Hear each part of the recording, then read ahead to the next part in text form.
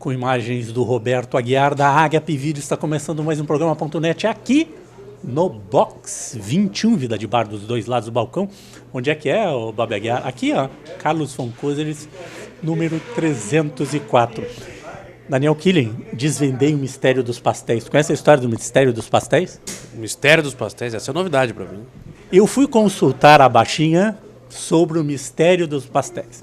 Digo, Baixinha, eu fiz a pergunta para ela. Quantos pastéis chegam em casa todas as segundas-feiras? Ela me disse, Orlandini, 2 ou 3, que é o que o Roberto me leva. Legal. Então, no caminho, existe pedágio até a Zona Sul. Existe pedágio em pastéis. Tu sabia disso, Daniel? E deve custar uns 4, 5 pastéis, pelo menos, pelo tamanho do Roberto. Pelo menos né? 1, 2. Uns 4, 5. Né? Ele é Ah, reforçado, é uns 4, 5. Fora os que aqui no Box 21. Mas é que ele faz o seguinte, ele faz uma boquinha, ele chega e pede um sanduíche a box.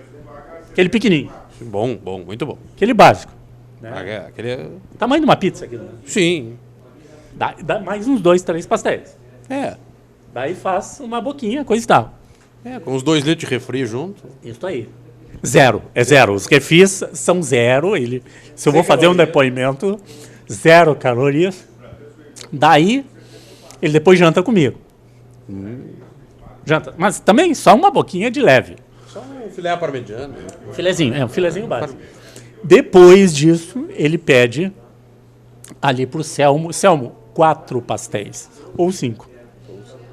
Sortidos. Daí manda separar. Eu não sei porque vai um pacotinho com 3 e um com 2. É o pedágio. É o pedágio. É o pedágio. Mas eu pensei que era outro cara que era o pedágio. Tem pedágio até a Zona Sul. Bom, agora liquidei. Baixinha, não quero acabar com esse casamento é lindo. Tá? É pedágio. É pedágio mesmo. Está conosco o meu amigo, piloto. Piloto, o cara é piloto. Né? Gosta de uma corrida.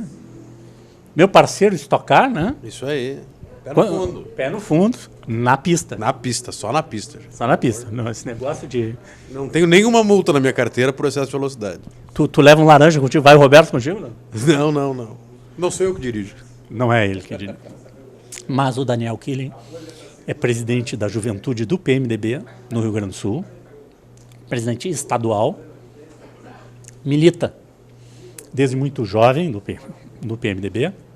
E é uma das lideranças políticas que eu sempre dou como exemplo para todos os jovens que têm que participar da política. Escolha uma agremiação partidária. Agora temos 32 partidos no Brasil, né? Partido que não falta.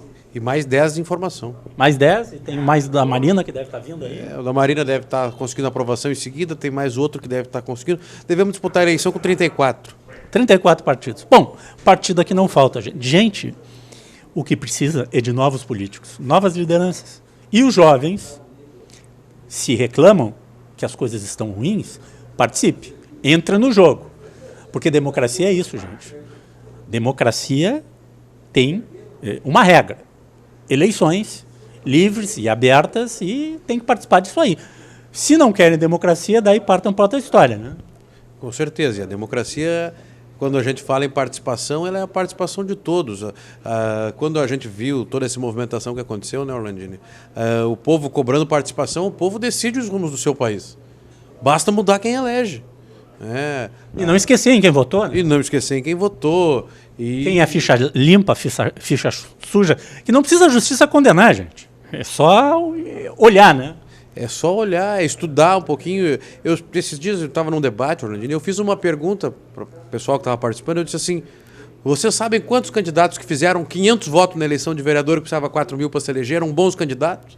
E não se elegeram porque não eram famosos? Porque não eram jogadores de futebol? Porque não eram artistas? O Brasil agora virou moda. Virou moda eleger tiririca, eleger o atacante, o goleiro. E as pessoas depois querem ir para a rua reclamar do quê? Se elas votam sem nenhuma consciência política, elas votam no cara conhecido e não no cara que tem um currículo, que tem um preparo, que trabalhou para ser, que tem um histórico, né, que mesmo a maioria desses companheiros jovens que estão aí com mandatos de todos os partidos, eles têm uma história de militância, eles não apareceram ali, disseram alguma bobagemzinha na televisão e se elegeram. Eles têm história de militância, eles têm história de construção de vida pública, de vida partidária, de luta de classe, de luta sindical, de luta estudantil. Né? Ninguém cai de paraquedas na política. Os políticos todos que estão lá receberam o voto de quem está lá atrás da urna. Não surgiram do Espírito Santo. Ninguém chega lá do Espírito Santo. Né? Todo mundo está lá porque recebeu o voto popular. Quem reclama do Genuíno ter mandato, votaram nele para ele se eleger. Votaram nos mensaleiros. Votaram no João Paulo Cunha. Reelegeram os deputados que foram envolvidos no mensalão. Votaram no único parlamentar preso que nós temos. Parlamentar ainda está preso, condenado a 13 anos, está na cadeia. É só no Brasil. Né? É só no Brasil que acontece um absurdo como o deputado Donadon, que já era condenado, que só faltava o trânsito em julgado, foi candidato à reeleição, se elegeu e a Câmara não contente de ter um condenado, o cara preso na cadeia e não tem o seu mandato cassado pelo plenário. Isso mostra o quanto o povo brasileiro realmente não presta atenção. Se o povo brasileiro prestasse atenção, não fossem aquelas movimentações apenas numa ocasião, com certeza teriam invadido a Câmara dos Deputados na votação da cassação do Donadon, teriam quebrado todo o Supremo Tribunal Federal na votação do mensalão. Acho que falta ao povo brasileiro um pouquinho de proatividade nessas movimentações políticas. Às vezes eu me pergunto se tudo aquilo que aconteceu em junho foi porque tinha televisão, virou moda, era bacana sair na rua, mas agora se o Orlandini não for, eu também não vou. Vamos fazer a nossa parte, né, gente? Eu não estou esperando que ninguém faça nada por mim. A gente está fazendo política porque está na batalha e quer mudar alguma coisa no Brasil. Se eu não acreditasse que podia mudar o Brasil, eu ficava em casa dormindo. E nós, Daniel, que convivemos com algumas pessoas que têm história na política, como, por exemplo, o senador Pedro Simão. Com certeza. A gente que vê e conhece a história toda do MDB, né, desde o movimento democrático brasileiro, mas passando pela história de lutas do senador Pedro Simão na redemocratização do Brasil, né, de percorrer o Rio Grande do Sul inteiro, abrindo um partido político numa época que isso era risco de vida. Né, fundar um partido numa cidade, fazer reunião era considerado coisa de comunista, subversão, podia ser preso, exilado a qualquer momento. E mais do que isso, acreditar que a palavra, que a política podia realmente mudar o Brasil. Nunca o senador Pedro Simão deixou que o MDB fosse para o lado da luta armada, da guerrilha, que tinha muita gente que defendia, o próprio Brizola, que defendeu o voto em branco numa época. O MDB lançou Ulisses como anticandidato contra o voto em branco, perdeu para o voto em branco, perdeu para o candidato do Arena. Né? Mas sempre acreditando que a política era a maneira de transformar a vida das pessoas. Esse exemplo é o exemplo que nós trazemos de casa, sabe? De política honesta, sem corrupção. Temos um senador do Rio Grande do Sul que orgulha a todos nós, que tem aí projetos de lei importantes para o Brasil, que trouxe conquistas. Muitas vezes as pessoas acham que o Simão está lá no Senado há tanto tempo e nunca fez nada. Isso é uma mentira. O polo petroquímico só está no Rio Grande do Sul graças à ação do senador Pedro Simão. O projeto que pretende criar um fundo de desenvolvimento para metade menos desenvolvido do Rio Grande do Sul, ou seja, levar recursos públicos diretos num fundo constitucional da União, direto repassado da União para as prefeituras da metade sul do estado do Rio Grande do Sul, é um projeto de lei do senador Pedro Simão. Essas conquistas só podem ser feitas através da política. Não é gritando e badernando que nós vamos mudar o Brasil. Gritar, brigar, buscar o rompimento institucional é muito importante, porque o Brasil não pode mais ficar do jeito que está. Mas a gente tem que fazer com que esses movimentos se transformem em alguma coisa. O meu principal medo, Orlandini, com tudo isso que aconteceu no Brasil em junho, é que isso não dê em nada. E, lamentavelmente, o pessoal disse: eu não tenho partido, não tem partido, sem partido, sem partido, e sem partido é anarquia, e na anarquia o que vai acontecer? Só quebra-quebra. Não é nem só o sem partido que me preocupa, e a anarquia. O que me preocupa é que a negação da atividade política partidária me lembra muito um cheiro de ditadura militar. O cheiro da ditadura nesses movimentos, para mim, é muito forte. Quando eu falo isso, tem pessoas que me recriminam, mas para mim, tu reprimir uma organização partidária, tu recriminar as pessoas que se organizam para lutar por um ideal, por mais que o ideal... Que tem endereço e CPF? Tem endereço, CPF, não tem máscaras, né? Tu recriminar a pessoa que está lá numa atividade, tu sabe qual é o grupo dela, tu não precisa votar nela. Ninguém é obrigado a votar no Partido Comunista ou no Partido Liberal. Tu tem a liberdade de votar em quem tu quiser. A liberdade de agremiação partidária é garantida na Constituição Cidadã Brasileira, que está completando aniversário, inclusive, agora, dia 5 de outubro. Né? E me parece muito preocupante querer separar a política dos partidos. Essa história de candidatura avulsa. Candidato avulso responde para quem? O candidato que é eleito por um partido tem um programa partidário, tem uma agremiação por trás, tem prefeitos, vereadores, uma organização inteira para quem ele tem que responder. O candidato avulso responde para quem? Para ele mesmo? Então são perguntas que a gente tem que se fazer. Esse sem partido eu não considero nem um pouco bom para o Brasil. Nós vamos rápido, intervalo e já voltamos. Esse é o Ponto.net.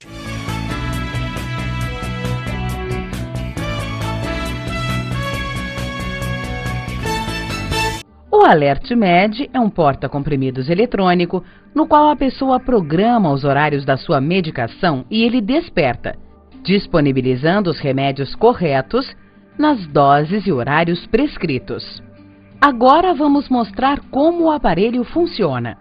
O AlertMed vem com os seguintes itens: manual de instruções de uso, certificado de garantia de 1 ano, chave para trancar o aparelho, 4 pilhas alcalinas, 4 cartões móveis que indicam o dia da semana e o período do dia, manhã, tarde, noite e antes de dormir.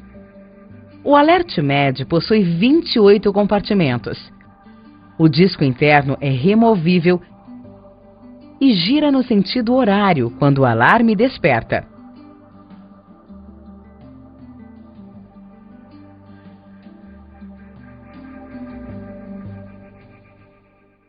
Venha conhecer o Box 21, um ambiente aconchegante onde o melhor da gastronomia espera por você. Saboreie o delicioso filé à parmegiana e o sanduíche aberto Box 21. Conheça a bacalhoada, uma das tantas atrações do Box 21. Filés, peixes, vinhos, petiscos e, é claro, um chopp bem gelado. Ah, e tem sobremesas caseiras também. A melhor opção para o seu happy hour. Traga seus amigos. Venha com sua família. Box 21, Rua Carlos von Koselitz 304 em Porto Alegre. Reservas pelo telefone 51 33 25 51 21.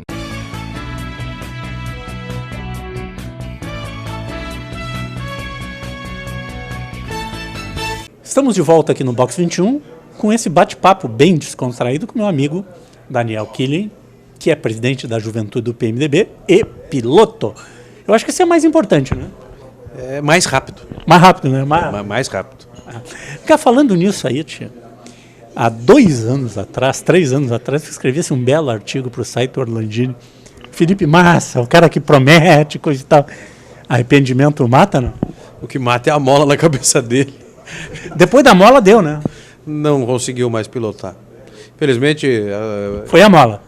Pilotos que sofrem acidentes graves têm dificuldades de voltar a pilotar como pilotavam. E com o Felipe não foi diferente. Ele perdeu o reflexo, ele com certeza não é mais o mesmo piloto. Não, você nota isso, grandes pilotos sofreram acidentes na Fórmula Indy, por exemplo, quando saíram da 1 para a Indy, como Nigel Mansell, Nelson Piquet, depois dos acidentes graves não voltaram mais a ser os mesmos. É um fator medo e o reflexo também perde um pouco. Afeta muito o reflexo. Primeiro, no começo, na volta às pistas é o medo, mas o reflexo diminui bastante, principalmente porque a 300 km por hora, 10 metros numa freada faz uma diferença de 3, 4 décimos que para um piloto de Fórmula 1 ou de Fórmula Indy não pode perder 3 ou 4 décimos numa freada. Daniel Killing, teu comentário sobre Fórmula 1, final da temporada, início do ano e o ano que vem. O ano que vem, se o Adrian Newey continuar sendo o mago do carro, não tem o que fazer. Sebastian Vettel esse ano, Sebastian Vettel no ano que vem. Apesar do Kimi estar indo para a Ferrari, um grande piloto, tão bom quanto o Fernando Alonso, mas é muito difícil tirar da RBR enquanto os carros forem tão desiguais. O Adrian Newey faz toda a diferença. E com essa mudança no regulamento que querem fazer para igualar os carros, quer dizer, baixar a performance da RBR para que os outros possam dar mais competitividade na Fórmula 1. A essa altura do campeonato... Para o ano que vem.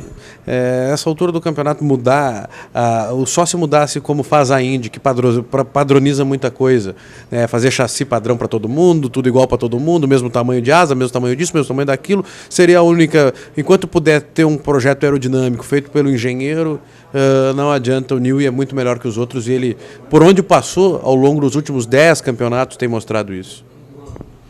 Então, o ano que vem é RBS onde o Newey estiver. Ou RBR. RBR onde o Newey estiver. Ele conseguiu ganhar o campeonato com a BAR, que nem existia, de um ano para o outro. Então, com certeza, o verdadeiro campeão da Fórmula 1 se chama Adrian Newey. E o Sebastian Vettel é uma cria dele. É um bom que piloto, pilota, né? Um bom piloto num bom carro. Fica bem mais fácil trabalhar. Entrega esse carro na mão do Alonso, vamos ver quanto tempo ele faz. Brincadeira, né? Vai andar mais, né? Com certeza. Vamos voltar à política. Começam a se consolidar as pesquisas eleitorais, aí a gente viu há poucas semanas aí. Já uma bipolarização. Tarso Genro, Ana Amélia Lemos, e com 4 pontos lá distante, o José Evo Sartori, para o governo do Estado. E para o Senado, num cenário estimulado, Germano Rigoto, como nunca esteve nas pesquisas no passado. Como é que tu vê isso aí? A gente pode perceber uma tendência do eleitor, nesse momento, em apontar os candidatos que estão na vitrine, né? Há poucos dias o governador Tarso deu uma entrevista dizendo que acreditava ganhar a eleição em primeiro turno, né? O PP já declaradamente com a candidata Ana Amélia Lemos, enquanto os outros partidos ainda pensam nas suas candidaturas a governador. Isso, óbvio, dá uma vantagem nas primeiras pesquisas eleitorais a quem já está no páreo, né? A quem já tem candidato colocado, bem como o governador Rigoto deu uma entrevista, né, se colocando à disposição do PMDB para concorrer ao Senado, caso o senador Pedro Simon venha a não ser candidato. O que também coloca ele sob vantagem, porque também não sei quem são os outros candidatos ao Senado.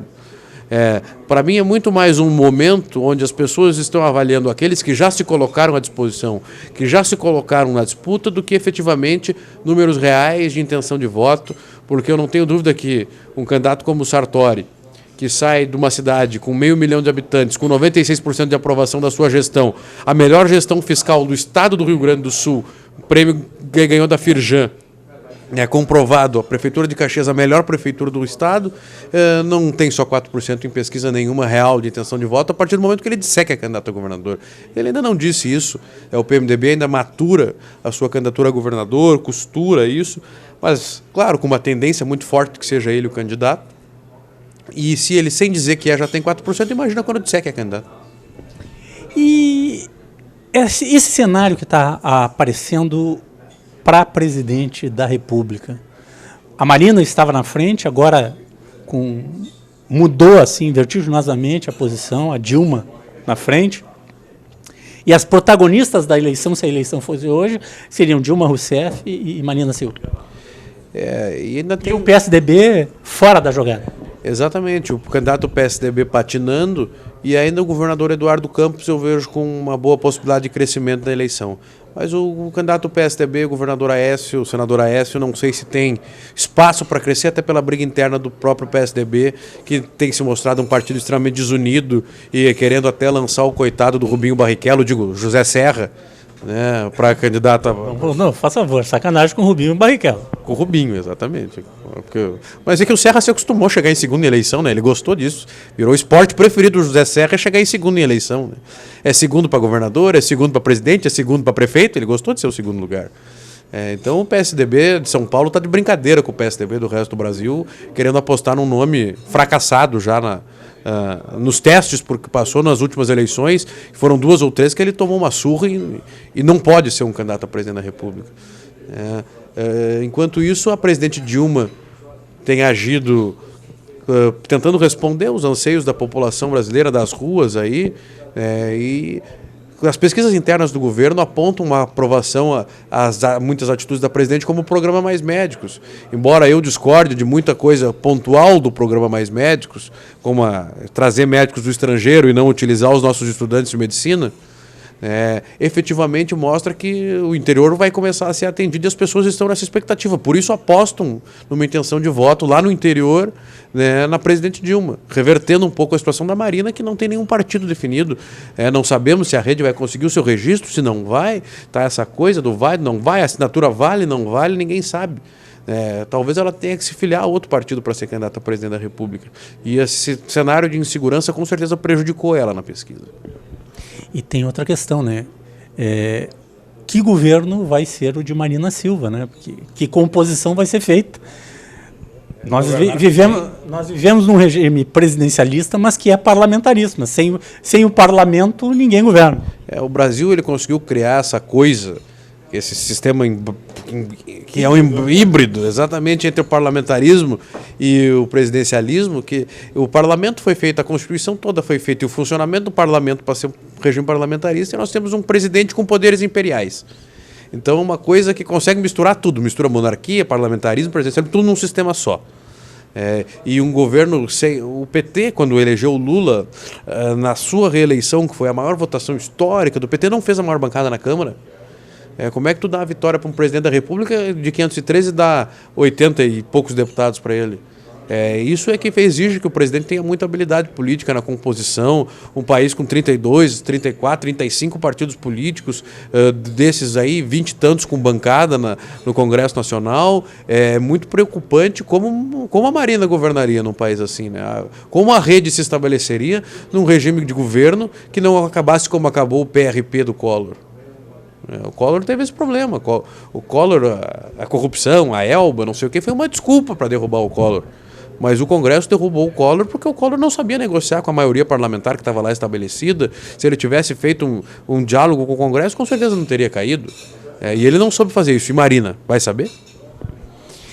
Vamos voltar ao Rio Grande e vamos voltar a um cenário que nós já vivemos aqui. Um candidato a governador que não tinha um candidato a presidente da República, que é o caso de José Fogaça, na última eleição. Com quem estava o PMDB do Rio Grande do Sul? Estava com Dilma? Estava com Serra? Não estava com nenhum. Essa é a realidade. Enquanto que, no cenário nacional, o vice-presidente da presidente Dilma é Michel Temer, que, à época, era o presidente do partido. E acho que o PMDB do Rio Grande do Sul não pode repetir esse erro, né? Nem o PMDB, nem nenhum partido político que quer governar um estado do tamanho do Rio Grande do Sul pode se omitir de ter uma opinião na sua candidatura a presidente da República. Acho fundamental que o PMDB discuta quem vai apoiar. Nós vamos disputar uma convenção nacional defendendo a tese que for, mas acho que partido político tem que ter disciplina. Se a gente perder, a gente tem que seguir aquela que for a decisão do PMDB nacional. Mas eu também vejo com simpatia um apoio pela primeira vez ao nosso presidente Michel Temer por um fator que não é um fator fisiológico, que não é um fator de apoiar o PT ou a Dilma, não. Michel Temer tem sido o vice-presidente mais importante que esse país já teve nos últimos 20 anos. É um vice-presidente com função política que ajuda a decidir os rumos da nação brasileira, a desenhar um Brasil do amanhã. Todas as grandes crises políticas do país são resolvidas pelas mãos do vice-presidente Michel Temer. E o PMDB tem que entender a importância desse companheiro nesse momento político que o Brasil vive. Nós temos a opção de ajudar a construir isso ou ficar fora disso de novo. Até mesmo lançando um candidato próprio à presidência da República. O meu próprio candidato à presidência da República seria o vice-presidente Michel Temer, pela importância que vem representando nesse último período e por não ter o desgaste que outros acabaram sofrendo aí depois das manifestações de junho. Acho que o vice-presidente Michel Temer seria um grande candidato próprio do PMDB à presidência da República. E isto vale, o Daniel, para outros partidos que têm coligação nacional. O próprio PP, por exemplo. O PP está dentro do governo Dilma, o PP de Ana Amélia Lemos, né? Quem é que ela vai apoiar para presidente da República? É complicado. Exatamente. O PP está na base do governo Dilma, o PDT na base do governo Dilma. Quem não está? Poucos partidos não estão, o PSDB não está, o DEM não está, a Rede, o PPS. E o PSB agora que, por coerência, tá apostando no seu projeto, né? Uma atitude coerente, corajosa, está de parabéns o PSB, tanto no Brasil quanto no Rio Grande do Sul, o PSB com uma postura extremamente coerente, abandonando seus cargos no governo, mostrando que política não se faz com fisiologismo, né? E acho que o PSB vai fazer um papel protagonista na eleição e é isso que a gente espera do PMDB. Cada vez mais um papel protagonista que talvez nós do Rio Grande do Sul não tenhamos entendido, que na última eleição nacional o PMDB foi protagonista da eleição. Foi protagonista como candidato a vice-presidente da República. Michel Temer já assumiu por diversas vezes a presidência interina da República. O PMDB já teve o presidente da República nos últimos 4 anos diversas vezes. E talvez o PMDB do Rio Grande nunca tenha parado para refletir sobre isso. Bom, Daniel, mais uma vez eu agradeço a tua participação. Dando exemplo, né? O Daniel, uma jovem liderança política, você que gosta de política, milita na sua escola, milita na sua comunidade, milita na universidade, chegue próximo a um partido político que mais lhe agrade e comece a fazer carreira. Nós precisamos de novos políticos, nós temos que oxigenar esse país. Exatamente. Como diria o saudoso Ulisses, política não é coisa para gente pequena. Quem se apequena na política vira anão. Se você está aí interessado em mudar o Brasil, sonha com um país diferente, sonha em mudar a tua rua, sonha em mudar a tua escola, participa da política. Eu tenho convicção de que esse é o melhor caminho ainda para a gente mudar o Brasil. Não é golpe, não é baderna, não é ditadura que vai mudar o Brasil. O que muda o Brasil somos nós e a nossa vontade. Obrigado, Daniel. Daniel, quem quiser falar contigo, tem o blog do Daniel?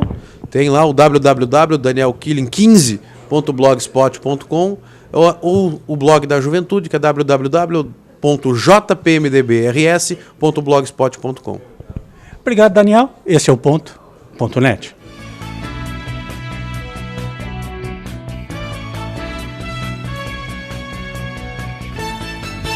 Venha conhecer o Box 21, um ambiente aconchegante onde o melhor da gastronomia espera por você. Saboreie o delicioso filé à parmegiana e o sanduíche aberto Box 21. Conheça a bacalhoada, uma das tantas atrações do Box 21. Filés, peixes, vinhos, petiscos e, é claro, um chopp bem gelado. E tem sobremesas caseiras também. A melhor opção para o seu happy hour. Traga seus amigos. Venha com sua família. Box 21, Rua Carlos von Koseritz, 304, em Porto Alegre. Reservas pelo telefone 51 33 25 51 21.